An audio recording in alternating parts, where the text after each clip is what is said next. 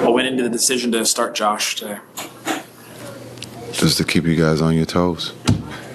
For us? No, to keep you guys, not you. You guys. No, it's a lot of smart people in here.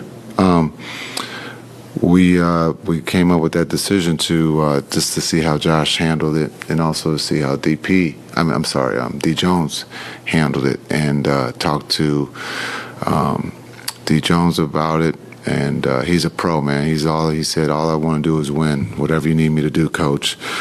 He didn't do anything to come out of the starting lineup. You know, sometimes we lose focus that everybody gets caught up in having their name announced to start the game, but it's about finishing the game. That's where you get paid. And so, D. Jones is a pro. That's why we wanted him. Again, not just because of the shots or the rebounds or the defense he's playing, but he's about winning. And he showed that by giving a teammate an opportunity to start, and Josh did a great job starting. Coach, talk about the impact of Kyrie in the third quarter to kind of get you guys over that hump. Yeah, I thought in the first half he had some great looks that just didn't go down for him, and we came right back to him to start the third, and he let us know that he was ready to go, and so he got us going offensively. But we always talk about points but I thought his defense was really good on Freddie tonight, just picking him up full court and making him work. And so, we'll look at the points.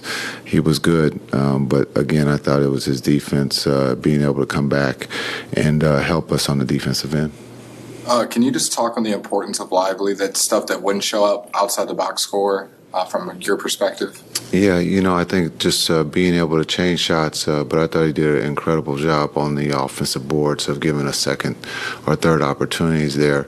There in the fourth, rim running, understanding a lot of teams will slow it down. We were talking about we have to get our pace higher, and Kai found him for an easy lob. Those things will go unnoticed of his hustle. And I thought he did a pretty good job defensively. Segun is a very good player to have 31 points, but I thought he made him work. And we missed him the other day in L.A., but I thought today he was really good, bounce-back game, especially coming back from that injury. With Lively's fouling, how much is he still learning, how to play defense and avoid fouling? How much of it is just him earning the benefit of the doubt, which they say is something that comes with time? Yeah, it's going to take him some time to be able to understand, how to stay out of foul trouble. He's 19. There's so many talented players in this league who can score and who know how to draw fouls.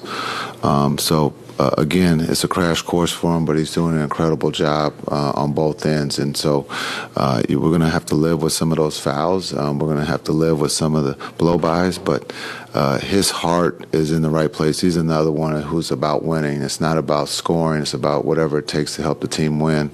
And that's what he does for us when he's on the floor. Luka's obviously a great scorer, but when he's down on the floor digging out a loose ball like that leads to a layup on the other end, what does that do for the team emotionally and the message it sends? Is it the hook shot he made, or because that's what that's what he does. No, I think again, I've said this before. Sometimes we take him for granted, and we shouldn't. He's about winning too. It just happens that he's a walking triple double. Tonight he has some great looks, but I think he's not looked upon as, or you guys haven't really talked about his defense. He's competing defensively. He's taking the challenge. But again, when you're that good, someone has to pick at something. And, unfortunately, you guys don't see the game, totally all the time. But he's competing defensively. And so for him to get on the floor, it just shows that he's all about winning too. Last year, after you guys traded for Kyrie, the clutch situations were a struggle.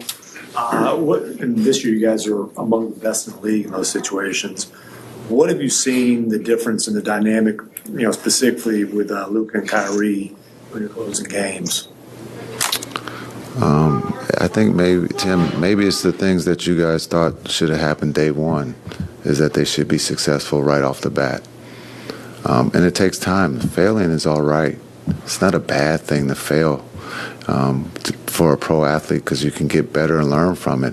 And those two are the best in the world, and we feel very comfortable with those two having the ball. Sometimes it goes in, sometimes it doesn't, but we learn from it, and I think they've answered that question from day one. As you just mentioned, they're one of the best, if not the best, in clutch time. But that was a big thing you guys wanted to make a big deal about last year. But you're not making a big deal about it this year because shit's going good, right? So write some positive shit.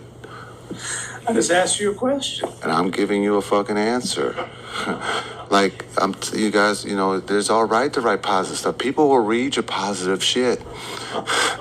You don't always have to be negative, right? Like, it's just, the world's already negative enough, right? So let's see some positive stuff on some positive people that are doing their job on a nightly basis. Making it a lot easier to do that this year. Well, we're only into this year. We can't go back to last year, right? Like, that's the fucking problem. Have a good night.